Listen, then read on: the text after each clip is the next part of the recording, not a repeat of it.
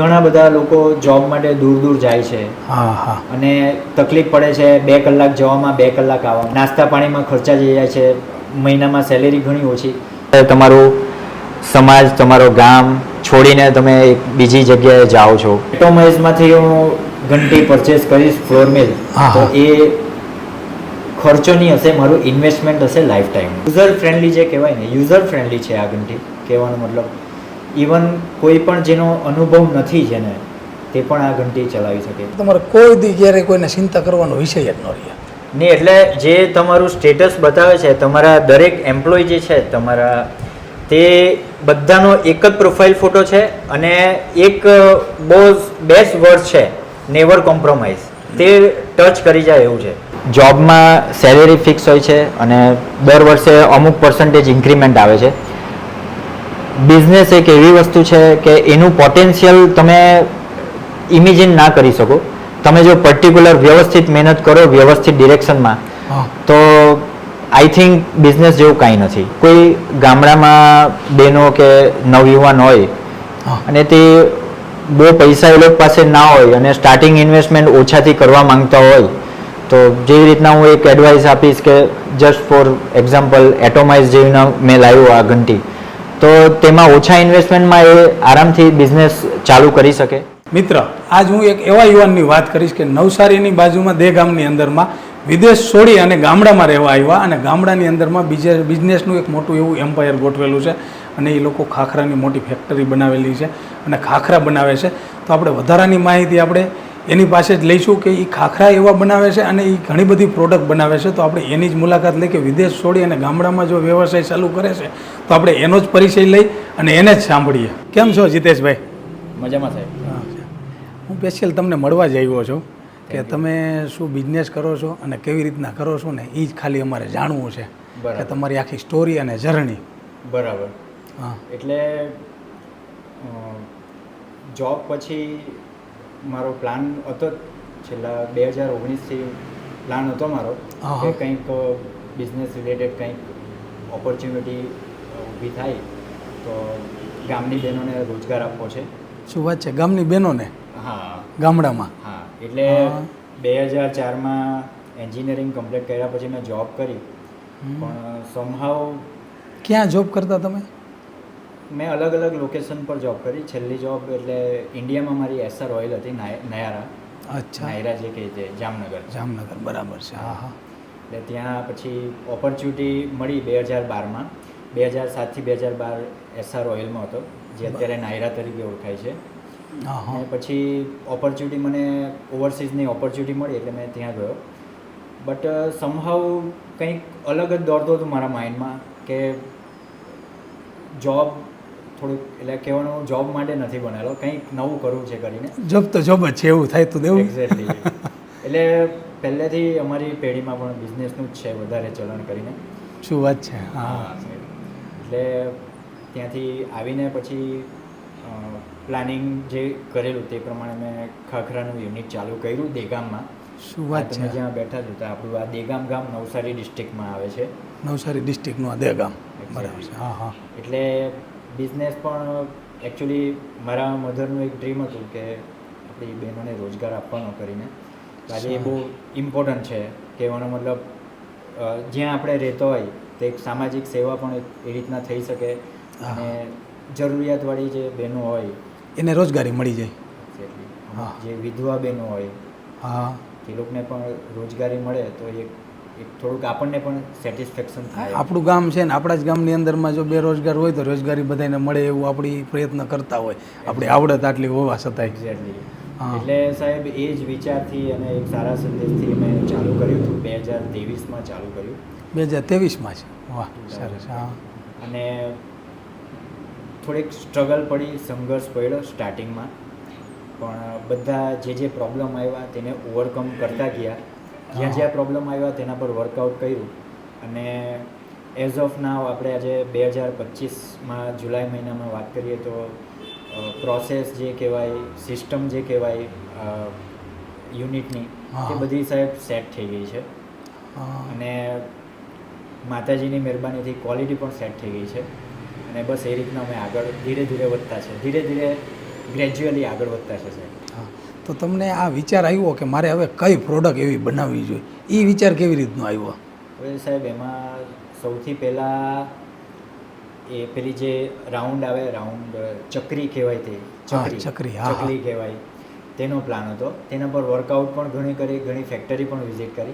બરાબર બટ છે. Thanks to my father, મારા પપ્પા જે છે તેણે મને એકદમ જ ક્લિયરલી કીધું કે ચકરીનું નથી, આપણે કરવાનું તો ખાખરાનું જ કરવાનું. તું જે પણ વર્કઆઉટ તારે કરવું હોય ખાખરા પર કર. ખાખરા જ એટલે આજે કરવા. પણ મારા પપ્પાનો ઘણો ઘણો આભાર માનું છું કે એમણે મારું આખું માઇન્ડ ડાયવર્ટ કર્યું અને ત્યાર પછી ખાખરામાં મેં ધીરે ધીરે એકથી ચાલુ કર્યું. કહેવાનો મતલબ એકથી ચાલુ કર્યું. રેસીપી પણ મને ખ્યાલ નહીં હતી, બટ સમહાવ જ્યારે તમે કોઈ નિશ્ચય આપણે કોઈ પણ કરીએ તો ભગવાન પણ એમાં સપોર્ટ કરે. કરે તો કોઈને કોઈ માણસો આવી ગયા લાઈનમાં અને તેમણે મને સપોર્ટ કર્યો અને પ્લસ પોતાની જે મહેનત કહેવાય તે.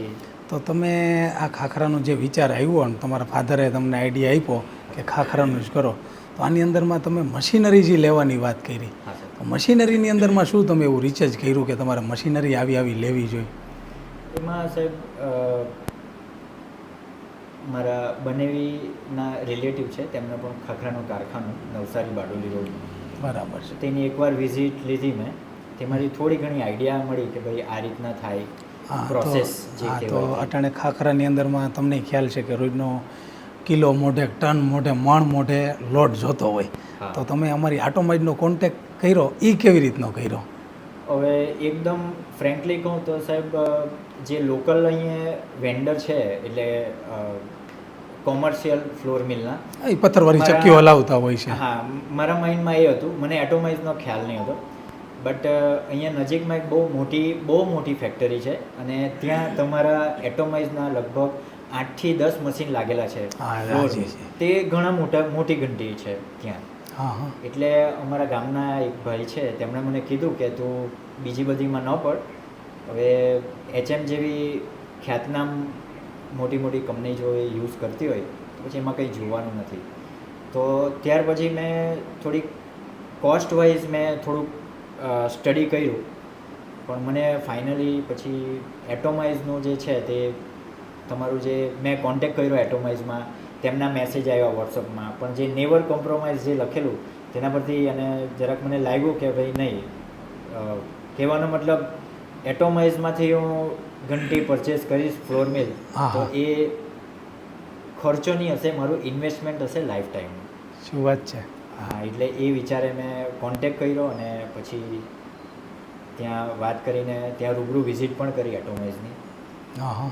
અને રાજકોટ તે જ આખો જે આવ્યા. સફર જે છે, કહેવાનો મતલબ હું ત્યાં રાજકોટમાં મળસ કે 1:15 જેવા એ રાતના ઉતાર્યો. મારા માટે વેહિકલ એટોમાઇઝનું રેડી હતું.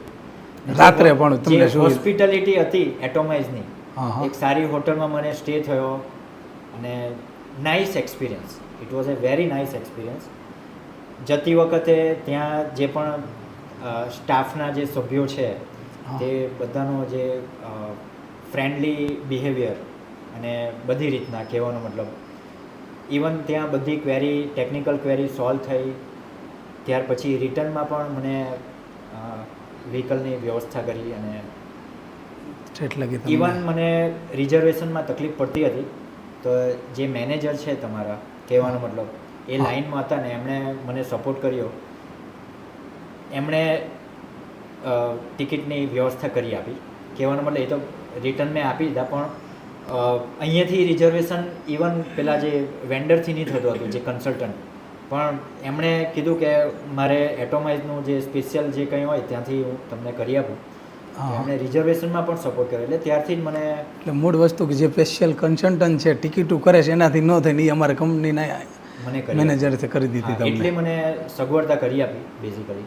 હા, હા. અને એ જ બતાવે છે કે સ્ટેપ બાય સ્ટેપ જે છે બધા બિહેવિયર વાઇઝ અને જે હોસ્પિટાલિટી હતી, અને ઇવન એ મેં પરચેસ તો કરી સાહેબ, અહીંયા આવી પણ ગઈ ઘંટી. અહીંયા આવી ગઈ પછી તમને હવે આ હલાવવામાં કેવી મજા આવે છે એની થોડીક વાતચીત કરો. હવે બેઝિકલી આ જે ઘંટી જે છે તે મેં એમ મારે જે યુઝમાં આવે છે ઘઉંનો લોટ, તે હું બહાર દળાવતો હતો. હા, હા. હવે હું અહીંયા ચાલુ કર્યું દળવાનું કહેવાનો મતલબ. બટ યુઝર ફ્રેન્ડલી જે કહેવાય ને, યુઝર ફ્રેન્ડલી છે આ ઘંટી કહેવાનો મતલબ. ઇવન કોઈ પણ જેનો અનુભવ નથી જેને, તે પણ આ ઘંટી ચલાવી શકે. ઇવન હવે આ ઘંટી ચલાવે તો એ કોણ ચલાવે છે અત્યારે? તમારે આમાંથી અહીં તમારે ઘણા બધા બહેનો કામ કરે છે, હા, તો બહેનો જ ચલાવી લે છે કે કેવી રીતનું એ છે? ડિપેન્ડ ઓન ટાઈમ સાહેબ. કોઈ વાર હું પણ એ કરી લઉં છું, કારણ કે આમાં ફક્ત બેઝિકલી એવી કોઈ રોકેટ સાયન્સ એવું કશું નથી. તમારે ચેમ્બરમાં ઘઉં નાખવાના અને બસ બટન ઓન કરવાનું, બીજું કશું છે નથી. ઇવન હું તો એ કહી શકું 5મા ધોરણમાં ભણતા છોકરાને પણ એકવાર બતાવી દીધું હોય તો એ પણ ચલાવી. હા, કારણ કે આમાં બીજું કોઈ સેટિંગ જ નથી. એટલી જે સિસ્ટમ છે એટોમાઇઝની, જે તમારો જે અનુભવ કેટલા વર્ષોનો હશે ને જે પહેલાં તકલીફ પડી હશે, તે કહેવાનો મતલબ જે અલગ અલગ કે તમારે જાડો લોટ, પતલો લોટ, મીડિયમ લોટ બધા માટે અલગ અલગ જાળી છે. જાડી. હા, એટલે એ બહુ સારી સિસ્ટમ છે. મારી જે સેટ થઈ ગઈ તે પ્રમાણે કમ્પ્લીટ. બીજું કે ઓટો સ્ટોપ છે, કહેવાનો મતલબ એકવાર આપણે ચેમ્બરમાં ઘઉં નાખ્યા ઓટો સ્ટોપ થઈ જાય. That is amazing feature. એટલે એકદમ સારું ફીચર છે. સારું સારું. બેઝિકલી બીજું મને એક સારી વાત એ છે એટોમાઇઝની કે ઘણી બધી કંપનીમાં એવું હોય કે ભાઈ પરચેસ કર્યું એટલે પતી ગયું. એટોમાઇઝ એવી પહેલી કંપની છે કે જ્યાંથી મેડમના કોલ આવે કે ઘંટી બરાબર ચાલે છે ને, કંઈ પ્રોબ્લેમ તો નથી ને, એ જે સર્વિસ ડિપાર્ટમેન્ટ છે, એટલે ફીડબેક કોલ કરતા હોય છે અમારે. હા, તેમાં 4 થી 5 વાર કોલ આવ્યો કે કોઈ પ્રોબ્લેમ તો નથી ને, બધું બરાબર ચાલે છે ને. ઇવન કહેવાનો મતલબ સર્વિસમાં પણ બેસ્ટ છે એટોમાઇઝનું. એવું ક્યારે પણ આપણને ફીલ નથી થયું કે ભાઈ આપણે ખોટી જગ્યાએ પૈસા આપ્યા કે ઇન્વેસ્ટ કર્યા.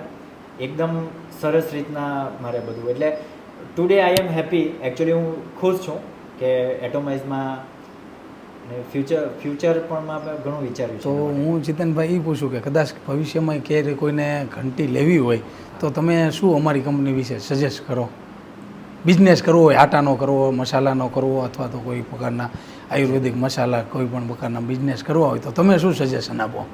સજેશનમાં જે મેં ફીલ કર્યું છે અને જે એકદમ ઓનેસ્ટ રિવ્યૂ જે આપું છું, કહેવાનો મતલબ એકદમ સરળતાથી ચાલે એવી ઘંટી છે. અને હું તો રિવ્યૂ એવો જ આપીશ કે, અને એમને એડવાઇસ પણ એવી જ આપીશ કે ઘણા બધા લોકો જોબ માટે દૂર દૂર જાય છે. હા હા. અને તકલીફ પડે છે 2 કલાક જવામાં, 2 કલાક આવવામાં, નાસ્તા પાણીમાં ખર્ચા જઈ જાય છે, મહિનામાં સેલેરી ઘણી ઓછી. તો આ એક આવું મશીન નથી 25 લાખ કે નથી 30 લાખ, એકદમ નોમિનલ પૈસામાં અને અત્યારે નોર્મલ ઇન્વેસ્ટમેન્ટમાં આવી જાય છે મશીન. અને ગવર્મેન્ટનો પણ ઘણો સપોર્ટ મળે છે. તો આ રીતના કોઈ બિઝનેસ આ રીતના ચાલુ કરે તો ઘણું સારું બેઝિકલી. અને આ મશીન જે છે તે મલ્ટીપર્પઝ છે. એવું નથી કે ભાઈ ઘઉંની ઘંટી એટલે ઓનલી તમે ઘઉંમાં યુઝ કરી શકો. આ મલ્ટી ફંક્શન છે આમાં. એટલે કે ઘઉંની જગ્યાએ તમે જુવાર, ચોખા, વાટલા, ઇવન મસાલામાં પણ આ સપોર્ટ કરે છે. તમે આમાં કેટલી પ્રકારના અનાજ પીસતા છો? અત્યારે મારે ટુ બી ઓનેસ્ટ કે ખાખરાનું છે, એટલે મેં જસ્ટ મને 4-5 મહિના થયા છે. હમણાં મેં ઘઉંનું જ અત્યારે એ કરું છું. ફ્યુચર્સના પ્લાન છે કંઈ, પણ એઝ ઓફ નાઉ ઘંટી જે છે હમણાં ઘઉંનું જ અમે દળવાનું છે મારે. અને હું કોમર્શિયલ ધોરણે અત્યારે મેં સ્ટાર્ટ નથી કર્યું. જે મારી રિક્વાયરમેન્ટ છે ખાખરા માટે, ખાખરા શામાંથી બને? ઘઉંમાંથી. તો એના માટે અત્યારે મેં જસ્ટ યુઝ કરું છું. બરાબર છે. પણ ફંક્શન જે છે તે બેસ્ટ છે. અને એથી માંડીને ઝેડ સુધી કંઈ કહીએ તો બેસ્ટ જ છે. એનો કોઈ વિકલ્પ નથી કહેવાનો મતલબ. હવે જીતનભાઈ, હું તમને પૂછું કે તમે જે આ ખાખરાની રેન્જ બનાવો છો, આટલી પ્રોડક્ટ ઓફ રેન્જ, તો કેટલી પ્રકારના અંદાજે ખાખરા બનાવતા હશો? Actually as of now sir basic flavour અમારી જે છે સાદા જીરા મેથી મસાલા અને બાકી પાણીપુરી અને ચીઝ ખાખરા. એટલે ટોટલ ઓવરઓલ માર્કેટમાં ઘણી બધી છે, 40-50, પણ હું ધીરે ધીરે. એટલે તમારી પાસે બધી પ્રોડક્ટ માગે તો મળી જાય છે કે આ કોઈ એમ મોઢેથી બોલે કે મારે આવી પ્રકારના ખાખરા જોઈ છે, પછી પાણીપુરીના જોઈ, મેથીના જોઈ કે ગમે તે બનાવી શકાય, બનાવીએ છીએ અમે સર. બરાબર છે. હા હા. અને આની તમે ખાખરા જે બનાવો છો, મેં જોયું તમારું આટલું બધું મોટું એમ્પાયર છે ગામડાની અંદરમાં, તો આ વિશાળ આટલી ક્વોન્ટિટીમાં બનાવો છો તો તમારી કેટલી ક્વોન્ટિટીમાં, લાખો મોટા દરરોજ ખાખરા કેટલી પ્રોડક્શન કરતા હશો? સર પ્રોડક્શન એઝ ઓફ નાઉ અત્યારે 60 કિલોનું છે અત્યારે પ્રોડક્શન. પણ મારે જે ફ્યુચર પ્લાન છે તે ઘણો મોટો છે. અને ફ્યુચરમાં કોઈ ડિમાન્ડ કરે એટલે ઘાઘરા બનાવી શકો એમ લિમિટ નથી. હા, ઓવરસીઝનું પણ કરવું છે. ઓવરસીઝનું કરવું છે, જે ગ્લોબલ સપ્લાય કહેવાય તેના ઉપર મારે આવું છે. અને બેઝિકલી છે તો આ ગામ જ છે, બટ કહેવાનો મતલબ અમારા ગામની બહેનોને જે રોજગાર મળે તેનામાં હેપી છું. અને અત્યારે જેટલી પણ બહેનો આવે મલ્ટીપ્લાય બાય 10x થાય એવો મારો પ્લાન છે. અને ઘણું મોટું આ જે જગ્યા પર અત્યારે છે ત્યાંથી ઘણા મોટા સ્ટેપ લેવાના પ્લાન છે.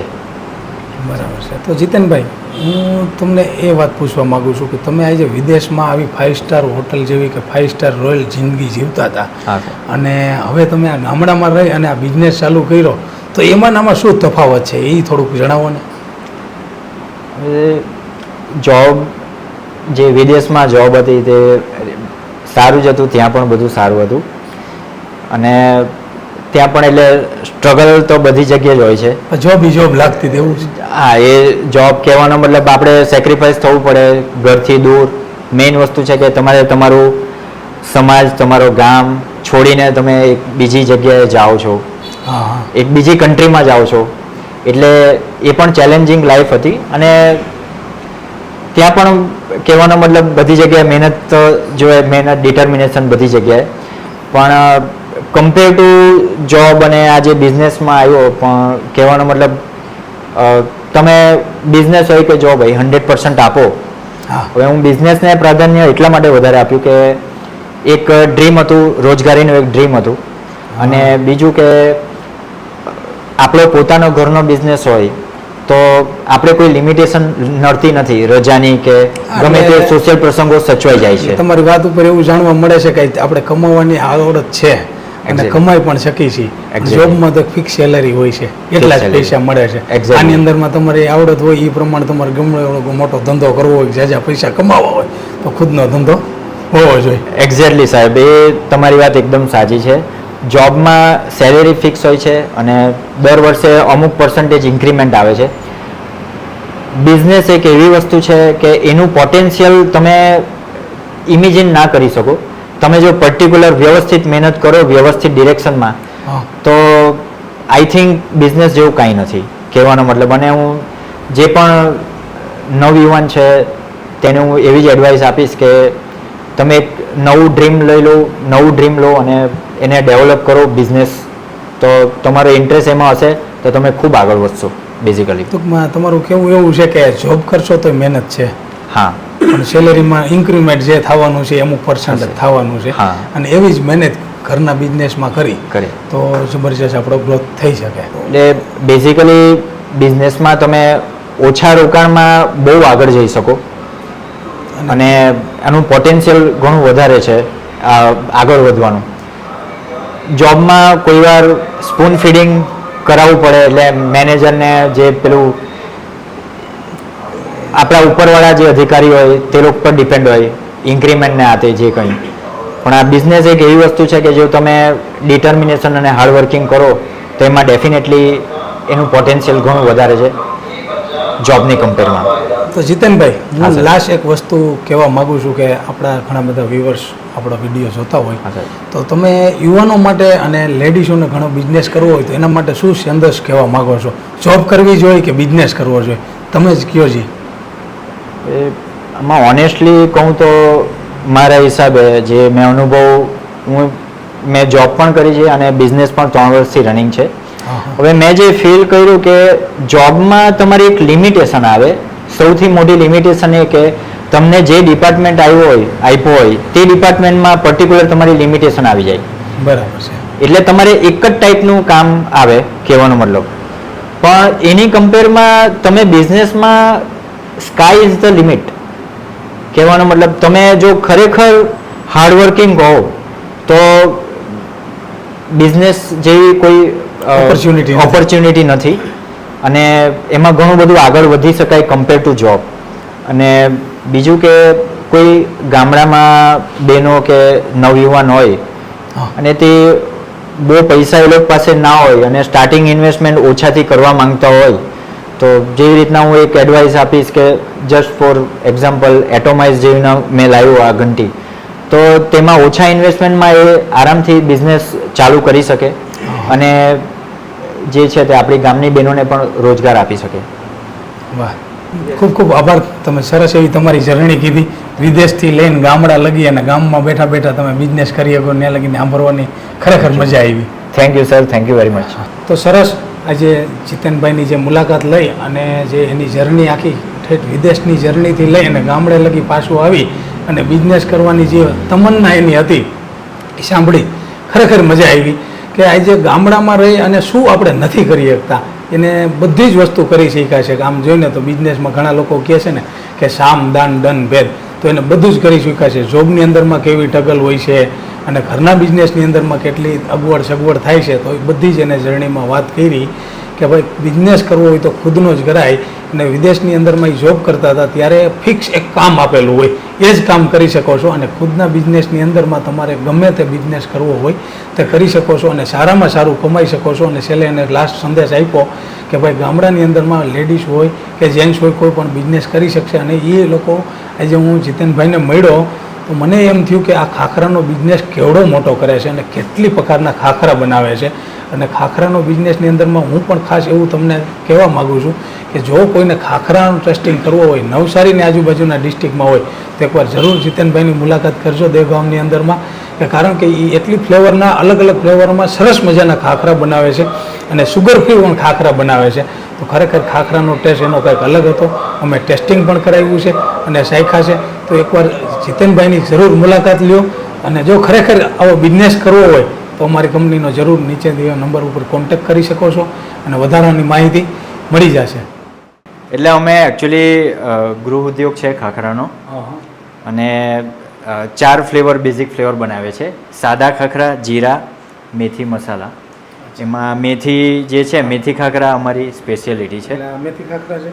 હા, આ મેથીના ખાખરા અમે ઘઉંમાંથી બનાવીએ.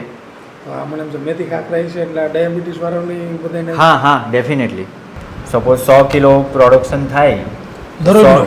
નહીં, દરરોજના નહીં, એટલે જસ્ટ એક તમને અંદાજો આપો તો 70 કિલો એમાં મેથીના ખાખરા જાય એમ.